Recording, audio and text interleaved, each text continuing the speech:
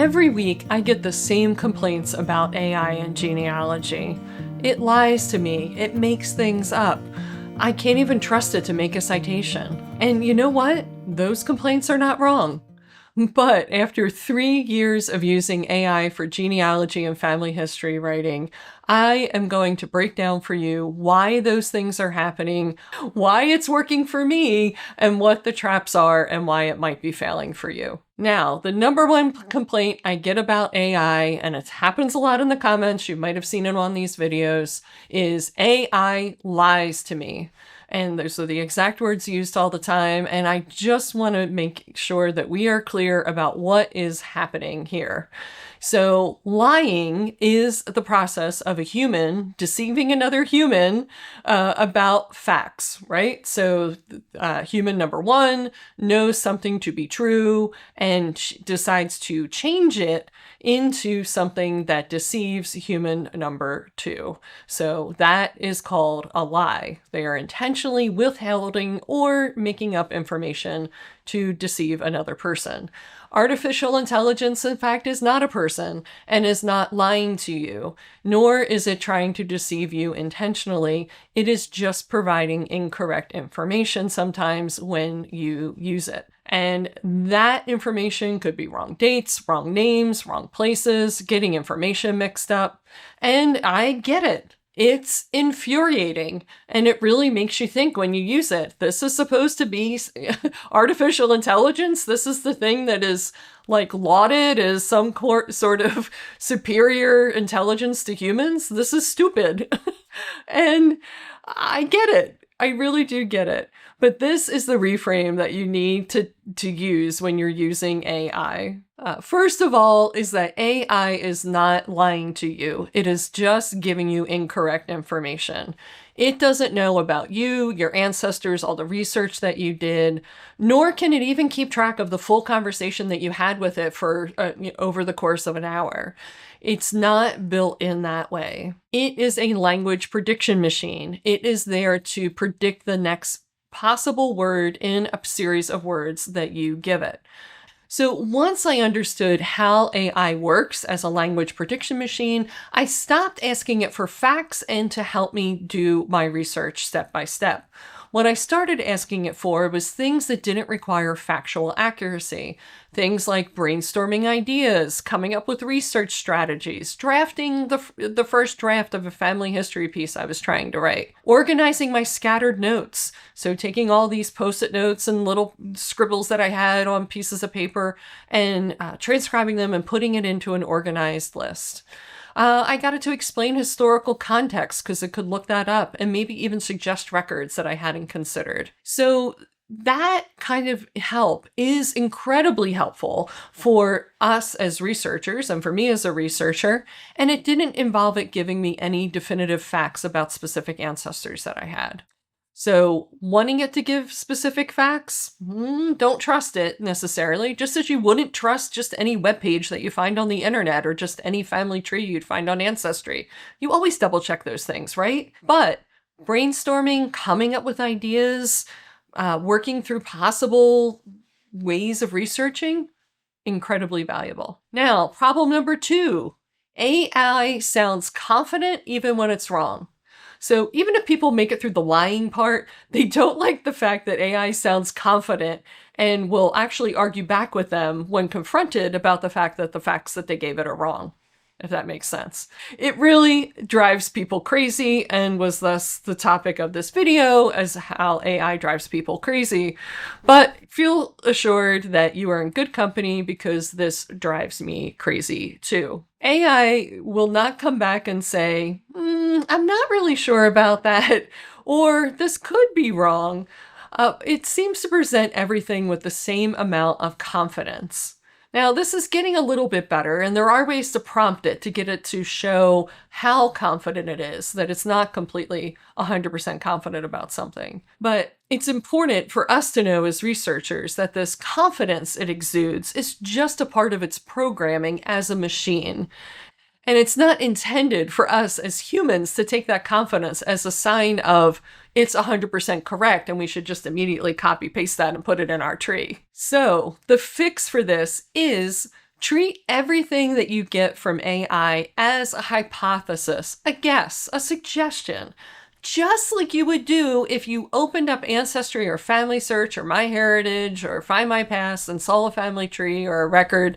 You take it as a hint, a suggestion, right? You don't take it as fact. It's just an idea, and we have to apply our brains and our critical thinking to everything that we get before we decide if it's true or not. That's just the way the world works. Nobody hands us everything perfect and tied up with a bow, and that includes artificial intelligence too. So I don't stress out about the things that AI gives me as a possible consideration to think about.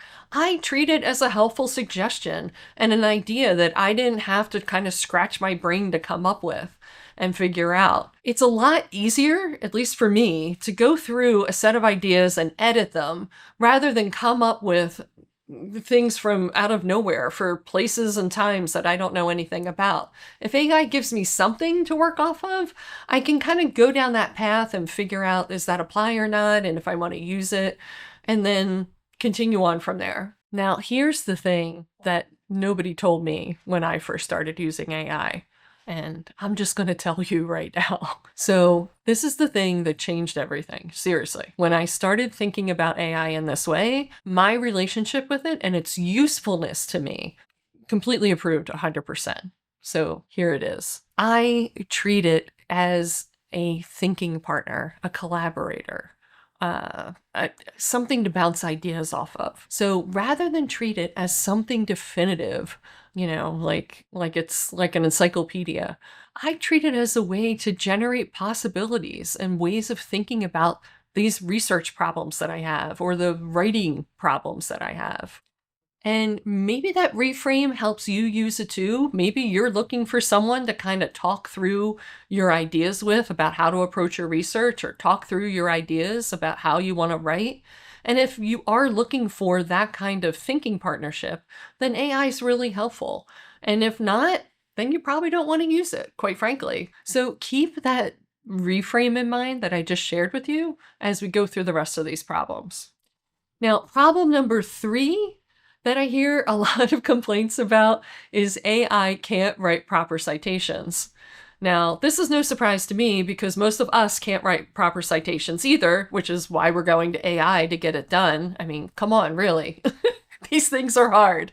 There's a lot of variations in how they can be done. There's a lot of arguments about how they should be formatted.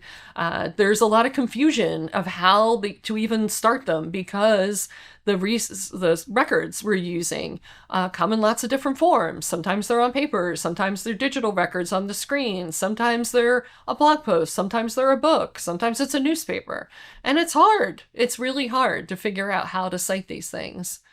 So people will just give to AI a web page and say, please write this citation. And guess what? AI can't write a citation just based on a web page link. And neither can you, because you have to go to the web page, examine it completely to figure out what is it here that is being cited.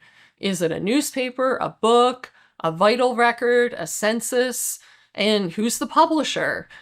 Who's the people on the source that we want to cite? Is there a row, a page number, a certificate number? There's a lot of details that need to be pulled out off a web page in order for us to cite that citation. And here's the big trick. We ourselves need to know what a good citation looks like before we can make the demand of AI to do it, because we need to check its work. Just like we need to check its work if it transcribes something or references something for us. We never take anything at face value that we get on the internet, right? Again, we're applying our critical thinking to everything that we see because we want these accurate family trees. AI is just helping us process through the possibilities faster so we can work through all of them to get to the final answer. So when it comes to writing citations, if you give AI all the pieces of a citation, it can absolutely assemble it for you. You don't have to put it in a nice form. You could just have it bullet pointed, let's say at the top of your transcription, and give AI that document and say, cite this record for me in, and then give it the format that you want it in. And what works even better is if you have a standard yourself that you want it to comply with and you give it that standard. Then it can go through and write those citations for you like that.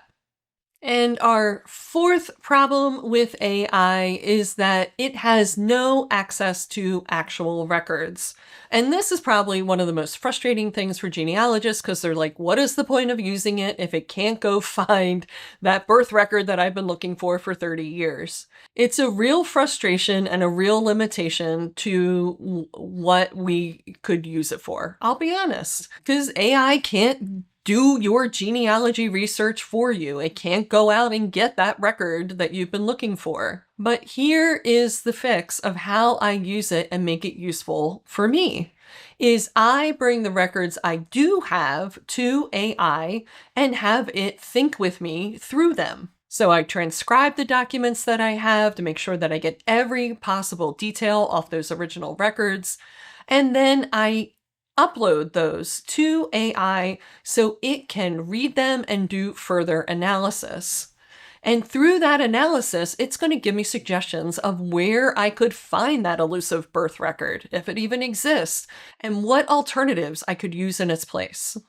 And that process of it going through the full transcriptions of the records that I have on an individual, it finds names and places and patterns that I didn't even recognize across the records. It makes suggestions of other records that were made at the same time that I might want to look for. It also provides the legal and historical context of what was happening at the time that this person was alive and the records were created. And it can even draft a proof argument for me, proving the relationship of these records to each other and the identity of that person. Now, I'm intentionally using the word draft here for the proof argument because, again, we have to apply our brain and our critical thinking to it to make it real and validate that information. But it doing the initial assembly is a huge time saver. And again, it'll be able to properly source cite it because we provided all the information to it to do that. So the genealogists getting the most out of AI aren't doing it through some magic prompts or some secret information that's out there. They're doing it through using AI as part of a workflow or a system in the way that they research and write. And that's exactly what I teach inside Chronicle Makers, not just prompts, but the actual workflows that work. And I can't wind up this video without talking about two incredibly overblown fears that I just feel a need to address. Genealogists everywhere are just going to believe what AI tells them and never use their brains and never evaluate anything critically. And everything is just going to get worse for genealogy. To which I say, we have been battling bad information about our families and records for 30 years on the internet. And we've been doing it for hundreds of years before that in published books. So bad information is nothing new. And certainly in the age of AI, it's possible that it'll proliferate, it'll spread even more than it already does.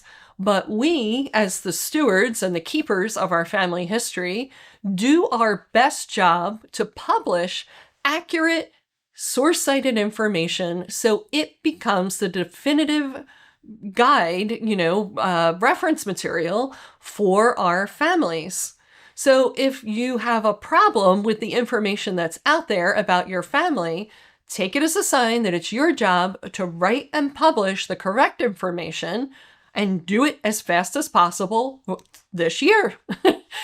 So rather than complain about what's out there that's wrong, flood it with what is right and source-cited and well-written. And that's all possible in the age of AI. Now, the second big overblown fear that I just want to make sure to cover is that AI is going to replace genealogists. And I hear this a lot, and I'm laughing as I say this because I heard the same overblown fear when DNA came out, and people said, DNA is going to replace family trees. We will just reference DNA trees from now on, and we will not need any more documentation. And of course, this is ridiculous because what is on a DNA tree comes from the documentation of the people themselves. We can't have a DNA tree without the documentation of the people to match to the DNA. We need both. And it's the same thing with AI and genealogists. AI can do a lot of tasks for us and a lot of workflows and relieve some of the drudgery of our jobs as researchers, but it can't replace us. It can't go and visit an archive and go through those paper documents that aren't digitized. It can't interview your elderly aunt and get the details that you really want about what she remembers from her childhood. It also can't judge what your cousins really want from the story that you're writing. That's the thing that you have to decide. And as I said, it can't make that final critical judgment about exactly what record proves that relationship between those people in your tree. So why am I all in on AI and why do I use it every day, given all these problems that I just named? It's because it has been the best thinking partner, research partner, and collaborator that I've ever had in genealogy. Before AI, if I was stuck, I had to look around for someone who could possibly answer the question, maybe look for a webinar that could happen at some point or an institute, and hope that the instructor would cover the topic and answer the question that I was stuck on. And I admit I was frustrated for years because there were things that I needed to find out and I couldn't find out because I couldn't find someone who knew that information. But now in the age of AI, I no longer have to be stuck in that research. I can find an online expert, or AI can, that can answer those questions. And when it comes to writing, I no longer have to sit there looking at the blinking cursor on the screen, wondering what will be the first word that I'll type to start this family story, because I'll just dump in my research notes, a timeline, some transcriptions that I have, and ask AI to come up with an outline for me. And once I see it, I can go, I might start that way, or I might start a different way. But I'm not stuck anymore. And that's the important part. And the last thing about using AI is I get to spend time on what matters to me. Before AI came along, I was busy formatting research logs, formatting citations, transcribing word for word like a medieval monk, from documents. It was ridiculous. Now that work is automated. I can talk and give my research log through my words and have it transcribed into the document for me. I can have those citations automatically formatted. I can have the transcription done to 95% accuracy, and I can just go in and fix the names and a couple words that it got wrong. And that frees me to do the things that matter to me, which is telling the stories that I want to tell about my ancestors. So the bottom line is AI has problems, and it's caused people problems, and it is going to continue to cause people problems. But there are ways around it and ways to approach it, which is why I make these videos. So please subscribe. I'm going to do upcoming videos on ways to think about using AI, ways to have a mental model of how it operates and what's going on behind the scenes when you type your words in, and ways to just get started with it if you're new to it or you want to restart using it. So I encourage you to think of it as a thinking partner, a research partner, an assistant to do the tedious work so you're free to do the work that you want to do. And you're also able to finally wrap up and finish that family history that you've done for decades. AI isn't magic. It's not a person. It's not a threat. It's a tool that has some real power to help us do the work that matters. And I hope you give it a try. Happy chronicling.